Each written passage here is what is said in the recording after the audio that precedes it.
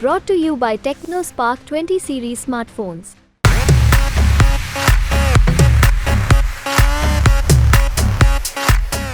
...2019 में राहुल गांधी को आभास हो गया था कि अमेठी सेफ नहीं रही। विकल्प के तौर पर केरल की वायनाड चुनी थी राहुल गांधी ने।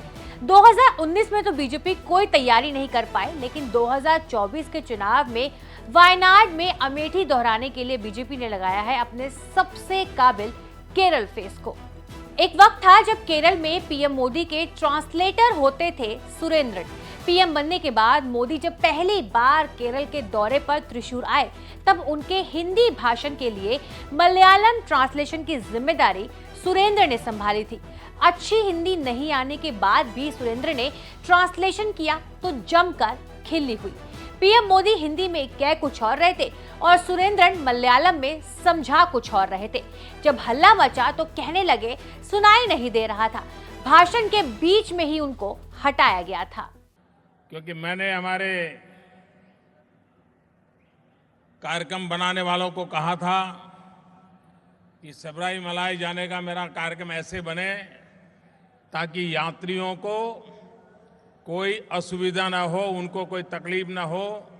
ऐसा समय चुना जाए ताकि कम से कम तकलीफ औरों को दे करके मैं सबरीमलाई जाके दर्शन करूं, आशीर्वाद ले सकूं। I can't hear. You can't hear. You can put here.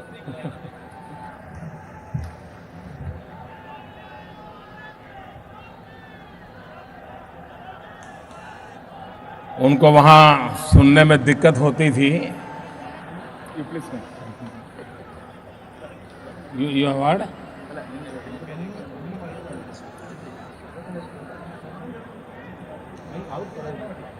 No, I can. तब सुरेंद्रन केरल में बीजेपी के महासचिव हुआ करते थे, अब अध्यक्ष बन चुके हैं। राजनीति करते हुए उन्हें 20 साल से ज्यादा का वक्त हो चुका है। चुनावी ट्रैक रिकॉर्ड से सुरेंद्रन राहुल गांधी के खिलाफ बीजेपी के प्रतीकात्मक उम्मीदवार लगते हैं। 2009 से अब तक सुरेंद्र ने लोकसभा के 3 और विधानसभा के 5 चुनाव लड़े, लेकिन हर चुनाव में वो हारे हैं। एक चुनाव कांग्रेस से हारे, वरना 7 चुनावों में या तो मुस्लिम लीग ने हराया या फिर सीपीएम ने। विधानसभा चुनावों में बेस्ट स्कोर ये रहा कि 2 चुनाव या तो 89 वोटों से हारे या 745 वोटों से, लेकिन लोकसभा के 2 चुनाव में हार 2 से 2.5 लाख वोटों से हुई। के सुरेंद्रन 2009 से चुनाव जीतने की कोशिश कर रहे हैं। कोषिकोड के रहने वाले सुरेंद्रन कासरगोड से 2009 और 2014 का चुनाव लड़कर हारे। 2019 में सीट बदलकर पथना नामनतिट्टा चले गए, लेकिन वहां भी हार गए। बार बार हारकर भी लड़ना, इसी स्पिरिट की बदौलत सुरेंद्रन बीजेपी हाईकमान के फेवरेट बने। पहले उन्हें केरल बीजेपी की कमान मिली, अब वायनाड में राहुल गांधी के खिलाफ चुनाव लड़ने का टिकट मिला है।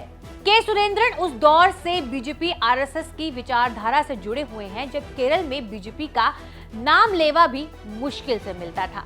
केमिस्ट्री ग्रेजुएट होने के बाद उन्होंने राजनीति के अलावा करियर का कोई और विकल्प नहीं सोचा और इसकी शुरुआत हुई एबीवीपी से। केरल में बीजेपी युवा मोर्चा का संगठन खड़ा करने का क्रेडिट सुरेंद्रन को दिया जाता है। सुरेंद्रन केरल में बीजेपी के एग्रेसिव फेस बने। सबरीमाला मंदिर के विवाद में आक्रामक तेवर दिखाकर उन्होंने चर्चा बटोरी। विरोध प्रदर्शन के कारण 22 दिन तक जेल में भी रहे। इतना सब करने से ये हुआ कि केरल में बीजेपी का संगठन आकार लेने लगा। संगठन को कांग्रेस और लेफ्ट की सरकारों के खिलाफ आक्रामक धरना प्रदर्शन करना सिखाया सुरेंद्रन ने। केरल में बीजेपी को खड़ा करने के संघर्ष का इनाम मिला। विधानसभा चुनाव से ठीक पहले 2020 में सुरेंद्रन को केरल बीजेपी का अध्यक्ष बनाया गया।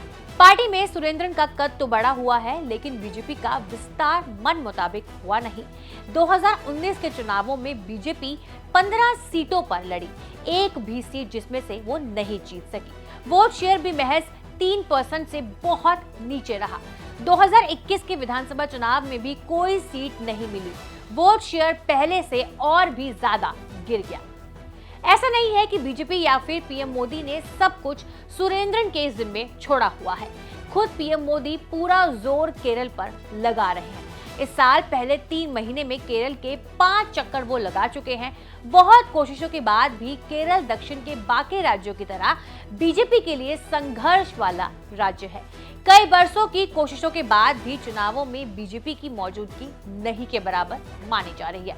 वायनाड में अगर सुरेंद्रन राहुल गांधी को कड़ा मुकाबला देने में कामयाब रहे तो इससे उनकी और बीजेपी दोनों की ही राजनीति जरूर चमकेगी। अमेठी की तरह वायनाड भी कांग्रेस का बहुत पुराना गढ़ है। जब राहुल गांधी नहीं लड़ते थे तब भी कांग्रेस जीतती थी। पहली बार वायनाड की फाइट जोरदार होती दिख रही है।